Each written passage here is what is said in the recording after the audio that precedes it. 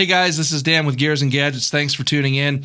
So I'm coming to you guys today with another former Harley Davidson Find Your Freedom intern. And if you're not familiar with the program, in 2018, Harley Davidson selected 8 college students and basically said, here's a Harley Davidson, go tour the country, document your experiences. And they did it for about 3 months. The program went away, and I've recently reached out to all of these interns and decided to talk to them about their experiences. It's been truly fascinating. I've really enjoyed speaking with every single one of them. So before we jump into it, again, if this is your first time tuning in, please hit that subscribe button down below. Remember, likes go a long way to help support the channel. And I'm going to go ahead and roll the interview now.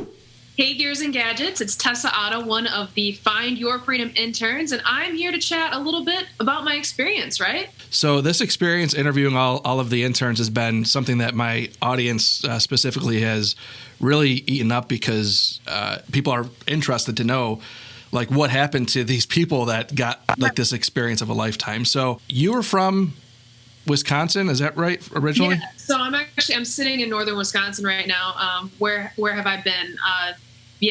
Kind of fell off the face of the earth. Almost all of us did. It really seemed that way, where this experience that was 2 years ago seems like it was almost a dream, like it never actually really happened. So where were you? This was 2 years ago. Where were you when you kind of either found Harley or they found you when that whole thing came about? How did that really happen for you?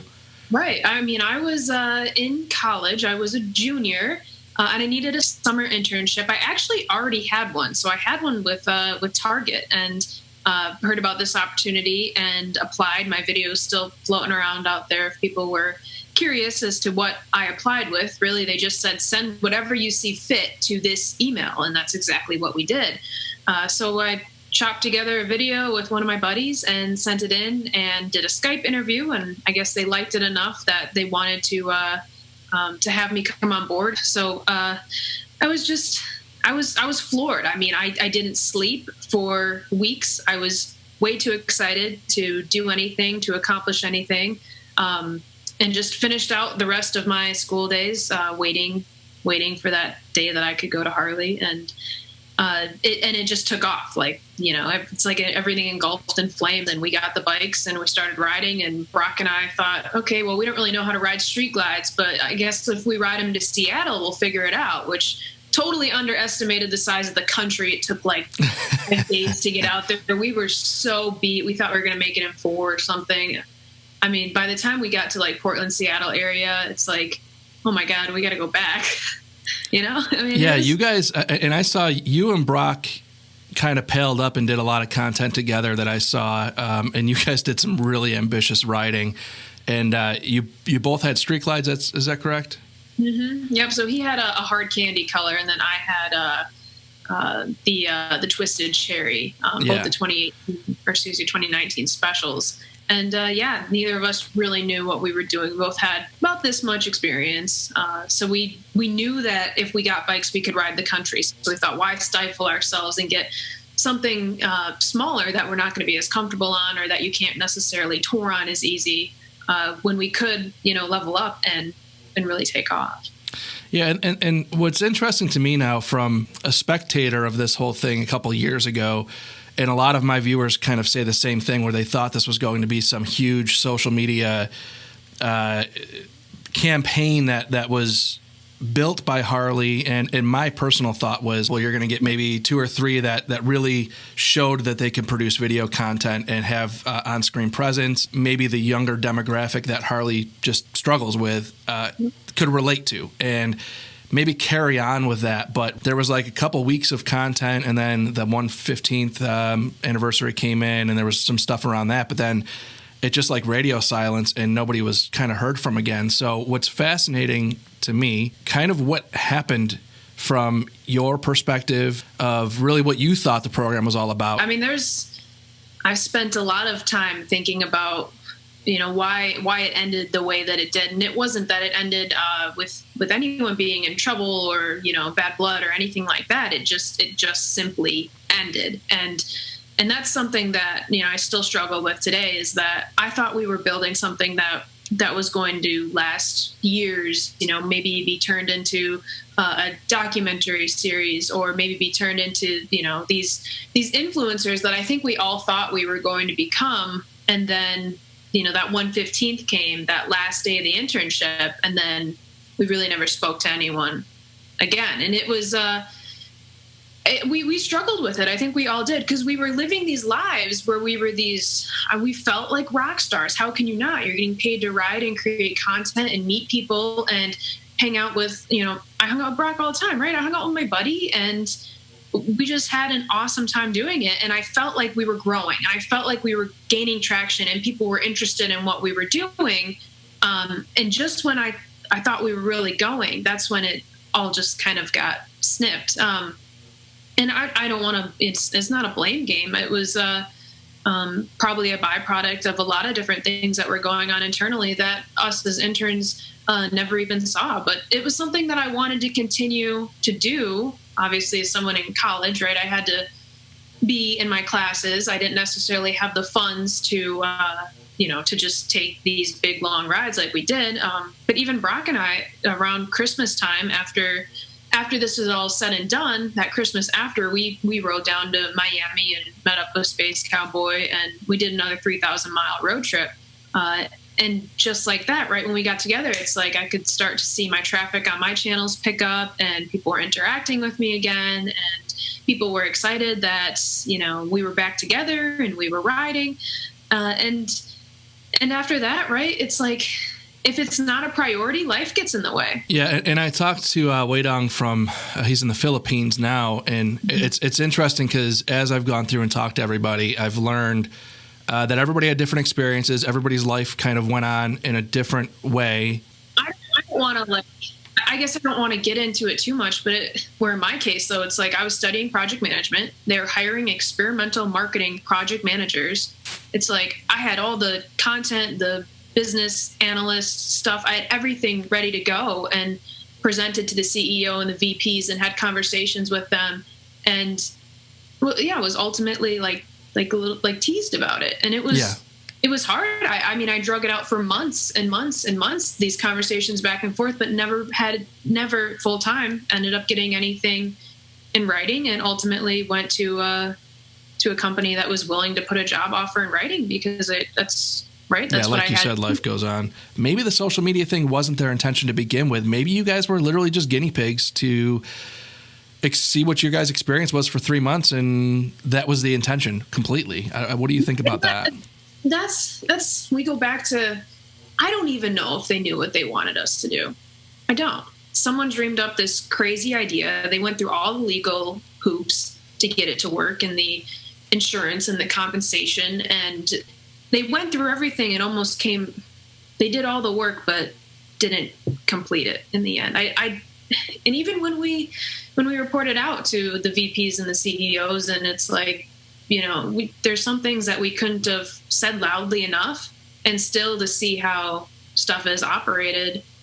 I know we all struggle with it. I love Harley. I love the brand, right? I ended up 115th anniversary putting this sucker that's awesome on my arm, because they were doing tattoos and I didn't have one, and I just wanted something to remember what was such a incredible, wonderful experience that I'll never be able to replicate, I know, in anything else that I do in my life. But, with that came, it was almost the bittersweet as to, not that we thought we did anything wrong, but why was the carrot there when it was never actually there, I guess. Yeah. And one thing I want to be very clear of, because I think when you're thrown to the wolves of YouTube commentary, one thing I want to make clear to my viewers is this is not just like scorned interns that are angry that they didn't get a full-time job, or that a free bike wasn't enough, or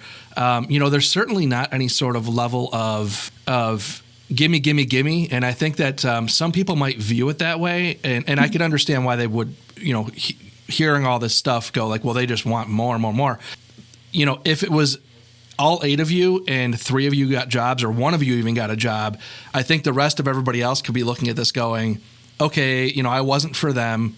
It didn't work out, but I'm super pumped that Brock went on to have this career. It was basically a conversion rate of 0 interns into anything beyond that 3-month experiment. And I think that talking to you guys seems to be the confusing part of why everybody's looking at this going like, wow, nothing really Nothing really happened. Yeah, I mean that's you hit the nail on the head. I was fortunate where it's like I have the contacts. I've got Matt's number in my phone. It's like right. I could reach out to these people if I wanted to and check in and touch base and see, are you guys interested in having a conversation? Maybe some radical marketing stuff. I was even working on, for a period of time there, a campus ambassador program where they let me do a little bit of contract work after the internship. Not full-time, but a little bit of contract work, where they were going to have campus ambassadors throughout some of the larger, Southern Eastern Conference schools. I ended up taking this other job. They really wouldn't convert anything into full-time. They weren't interested in that, and I never heard anything about that either. That's something that I thought could have been huge. We talked about, why don't you teach these kids in college how to ride? Why isn't that a class that someone can take? Why aren't you looking towards our clothing styles and what we want to see, and the colors and the branding, and being at events that we want to be at? And, I remember one of our managers asking me, after we had gone to all the different types of events, he said, Tessa, are these any events that you would go to on your own? Would you just take your own money, travel to it on your own time? And it's, you start thinking about it, and it's like, well, I mean, not necessarily.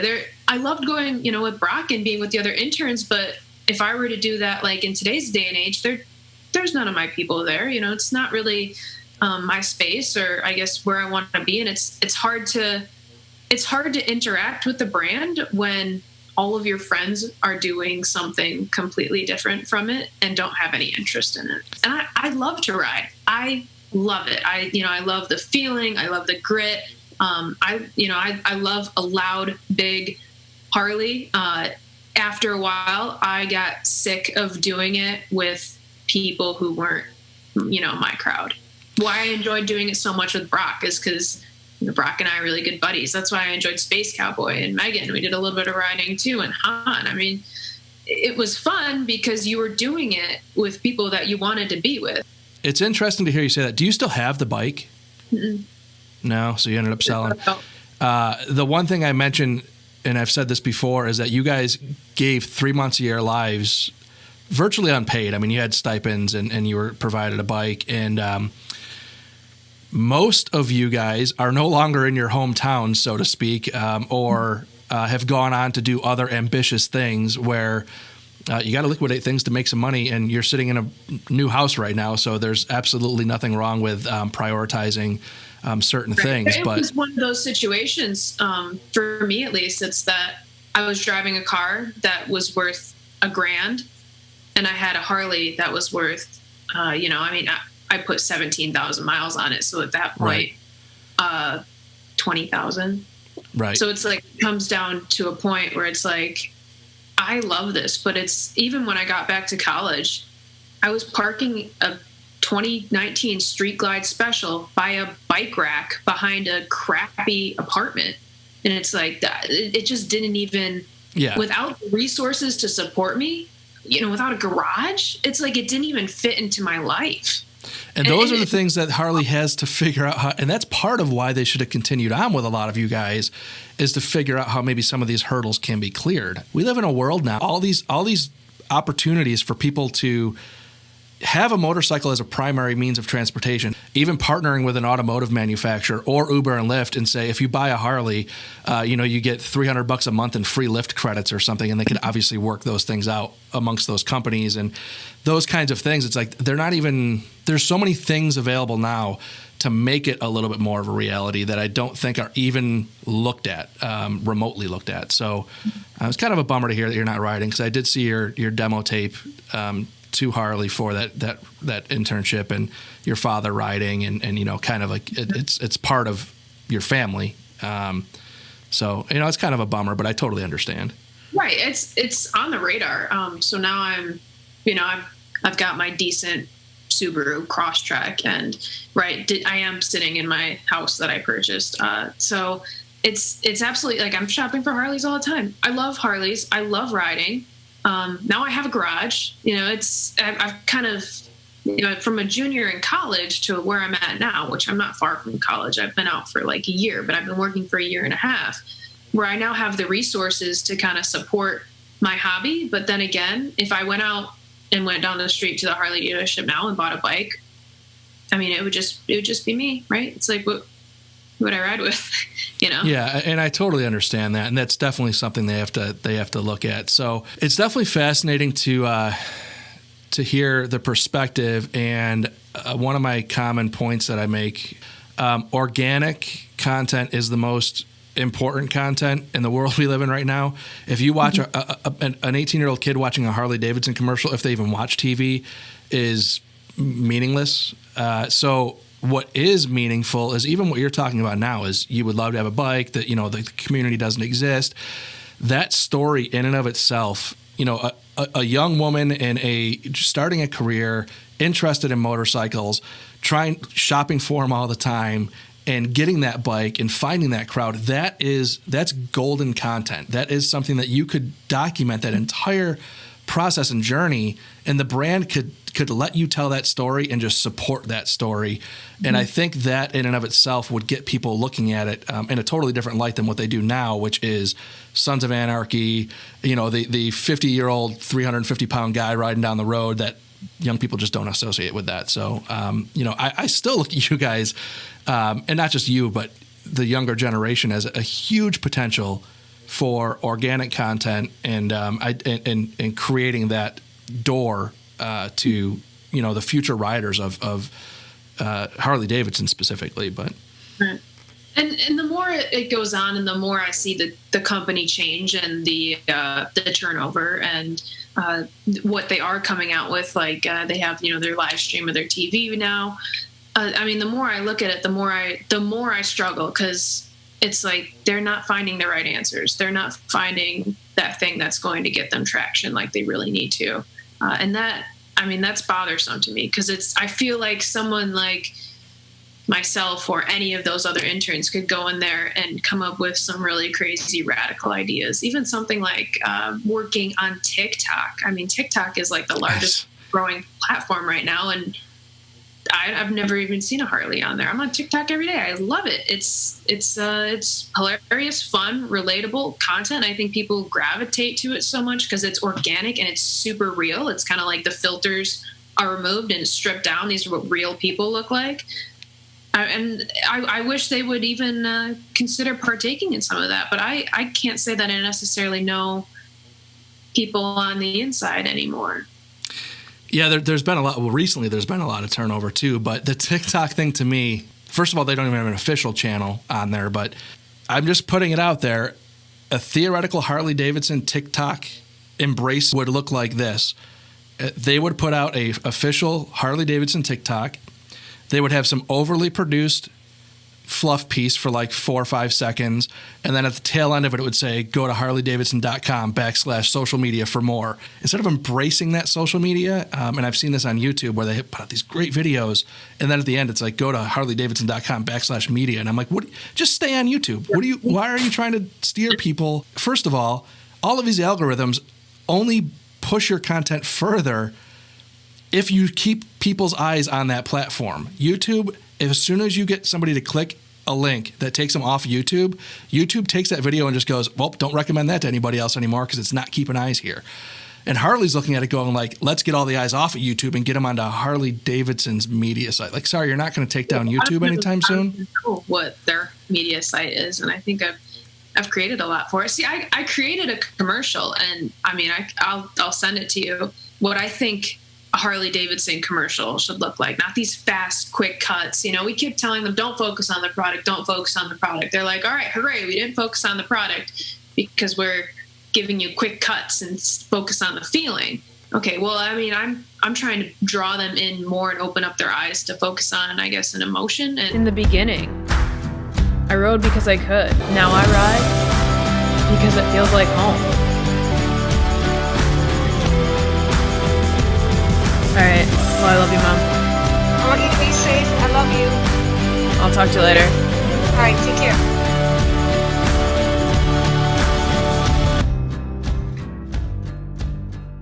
But it's about me and how I feel when I ride and why I do it, aside from the social aspect, aside from, you know, who who's going to be doing it with me aside from what kind of bike I'm on. Just why does Tessa Otto ride? That's something that I tried to, I created the whole commercial for it. I engaged one of my buddies who runs a production company, and I showed it to him. I said, can we try something like this? And it flopped.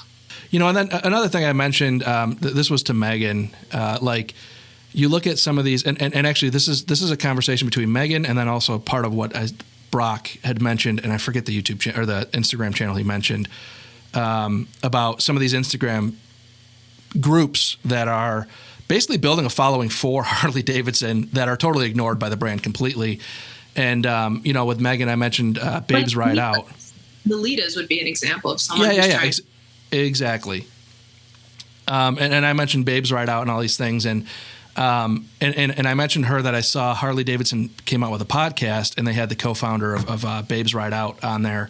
And that was the first I ever even heard of them. So I'm like, okay, maybe they're starting to wrap their mind around that kind of stuff a little bit. But, those are the people that are going to sell motorcycles in the future. It's just the truth. The YouTube channels out there, I'm small fry compared to a bunch of other people out there that are doing this stuff. And I get comments all the time like, hey, I saw your video on your Heritage. Thanks a lot. It helped me go out and make my decision to buy my bike. I'm not in it for the money. I get nothing out of it aside from fractions of pennies per view. But the people identify with the fact that I'm willing to tell you the good, bad, and the ugly and everything in between about the bike that I bought.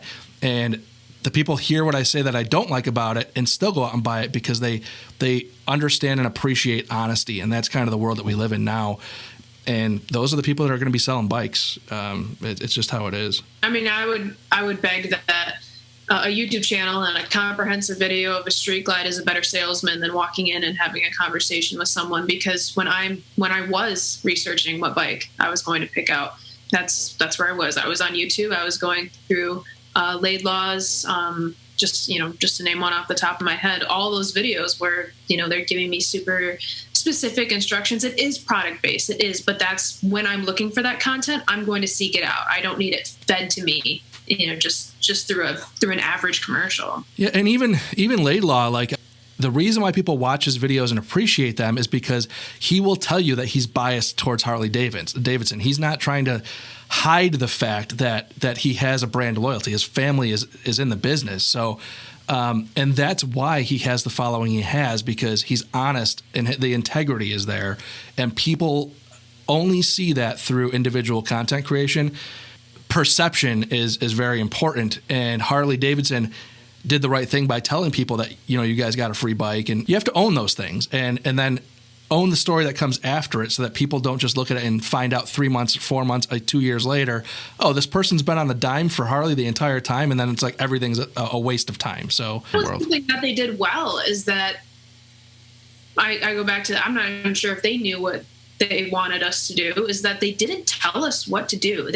We had a few legal conversations, right? You have to cover your butt in some places, but they just let us be ourselves. That's amazing. Oh, yeah. I mean, I remember the first couple stories I was posting, I was like sending them to some of the social media people there, like for approval so that we could post them or whatever. And after like the first 2-3, they're like, you guys just be yourselves, use your best judgment, right? Don't make us look like idiots, but we're hiring you for you and who you are and everything that you stand for. And if that's quirky, if that's, I remember Space Cowboy posted something where he was crying a lot at his, I love you, Space Cowboy. So much talent and energy that he's not even sure where to go next with it. I mean, whether it be painting or singing or playing a guitar or riding a Harley or just being an electric personality to be around. Because the Alex that you saw on the videos and the Alex that you see in real life are two completely different people. But he's just, I think very highly of that guy for a lot of different reasons. Every one of you guys covers a base that is so identifiable with not just that base, but everybody even outside of it. And like genuine, good-hearted people that care about the brand. Even to this day, everybody who's kind of looking at it like, man, it's a bummer I didn't get to go out there and continue on with the brand. Nobody's like, fuck the brand. I want nothing to do with them. And that's amazing. They have such a an amazing thing that people even want to call it scorned or, jilted interns that didn't get jobs are still like, dude, I love the brand and I want to buy another Harley. I'm going to ride another Harley. I absolutely, that's amazing. That really is amazing and speaks volumes to the company. Right now, and they said, Tessa, can you come in here and radically flip upside down our marketing? I'd be like, I'd call my realtor, put the house on the market, and I'd move to Milwaukee and spend my days on Juneau Ave. But that's just never. Yeah. And that's I totally believe that, and I know that based on I think me putting up these interviews probably isn't like something that Harley would embrace, but I say it and I 100% wholeheartedly mean that everything I do on this channel, good, bad, or indifferent, is for my love of the brand of Harley Davidson. And I say a lot of things critical about the brand. I want to see it succeed. And the only way I think they're going to do that is if they start listening to people that have very good points. It's just kind of where they have to go with it. It needs to be direction from the leadership on down, and maybe they'll get some new people in there that can do that. I know when I worked with them, they engaged in a couple different like brand ambassador agencies where they were working with them and trying to figure out what works for someone like Victoria's Secret and trying to understand how those programs work well and what kind of sales they see from it. But I mean, that's exactly it, is that maybe they're listening, but is anyone necessarily driving the change? Yeah, there's nobody executing. I think they know exactly what is wrong. Nobody's trying to execute to change it, and that's kind of the problem. I would imagine they have incredibly intelligent people in that building that know. They do. I mean, the people that I worked with were there were some of the smartest, brightest, coolest. Because I mean, they walked around with ripped jeans and flannels on. It's like, how can I be one of you? I was so blessed to have that opportunity, and it goes back to us expecting more, and it's not necessarily that I needed more for myself. I needed to take what I had and, make this brand the best. I needed to be a part of it. I needed to be a part of the next generation of this brand and what that was going to look like. And it felt like that was being accomplished and it was moving in the right direction, and our channels were growing and people were engaging. It wasn't just Harley people. It was just people in general who wanted to watch a good story. And to get to that level and then just feel like it got cut off, it was frustrating. And I did expect more of myself, where I could have contributed more than I had, and I still feel that way, I guess. Yeah, and I think that in my opinion, I look at female riders. Obviously, as a 37-year-old male, I don't really have a whole lot of contribution to what living the world of a woman. But I look at the way things are now, and like Harley Davidson, part of what I said to Megan is like, I don't like talking about the woman thing so much because I feel like it almost is like patronizing in and of itself. Right. To the It same is a separate thing. It is kind of its own thing. So it is. And that's why I'm mentioning it, because I look at like, you and Megan in particular did some really amazing content that represented just women riding really, really well. And you're not going to do the same thing with, I saw some Eagle rider commercials on their YouTube channel where it's like a super produced piece with what I actually believe are real riders. I genuinely 100% think they're real riders. But as soon as you put a huge production behind it and, you put the bar and shield on it and all the disclaimers and all that stuff underneath it, all those people in that commercial lose credibility. So you have this group of like a half a dozen women that are riding together, and I look at that commercial and go, you're kind of just exploiting women to like make a connection, as opposed to using real women that are doing it and just let them create the content. And it doesn't need to be super produced. It's not identifiable. Out for the ride and demonstrate that, because I mean, I'm 5'4", 100 and change pounds, and it's like, yeah, I was going to grab a street glide, and I rode it all over the country, and I am completely unscathed by it, and went all the way from Seattle to Miami and everywhere in between a couple times. And did you do any of those rides on your own? I rode from Mississippi to Chicago by myself when it was January, and it was I don't know why I did that. It was one of those things where you just want to get home. Yeah. I remember going around the Chicago bypass and it's like raining in January. And I'm thinking to myself, what am I doing? And I got to my aunt's house and I put my bike in her garage and she had me hand over the keys and grounded me.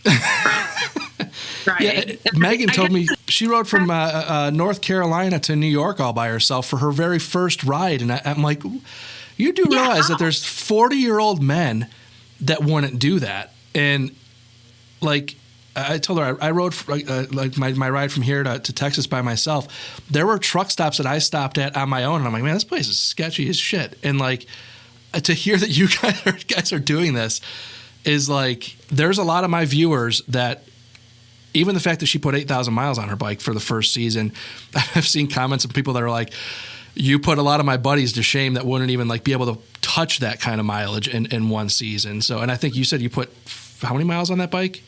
17,000 miles on that bike when I was within the year.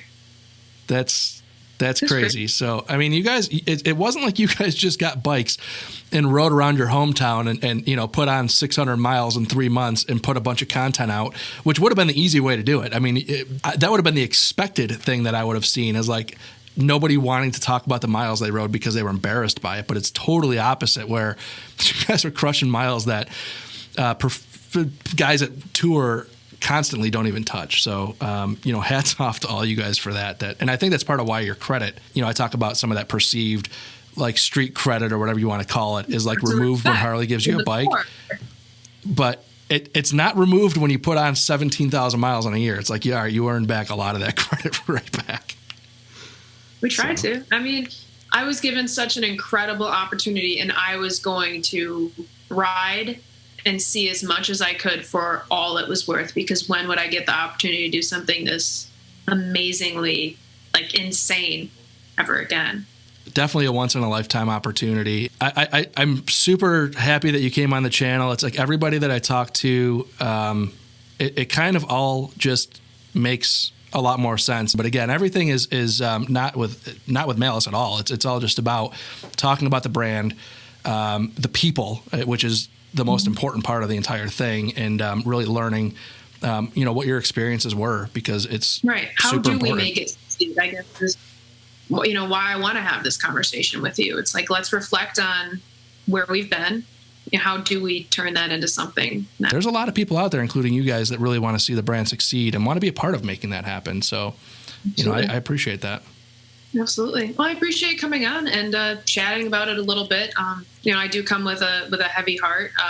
I love the brand. I'd love to be a part of it again someday, and would love to ride with my buddies once more, if any of you guys are watching this. So I definitely appreciate your time 100%, because I know you have a life to live. And, again, thank you very much for coming on the channel.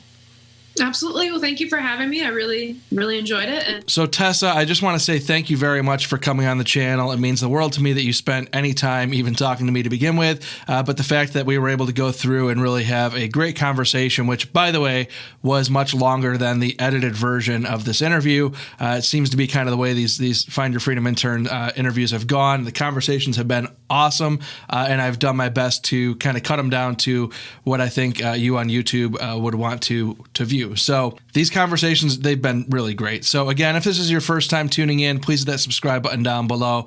Remember, likes go a long way to help support the channel. I will see you guys next time.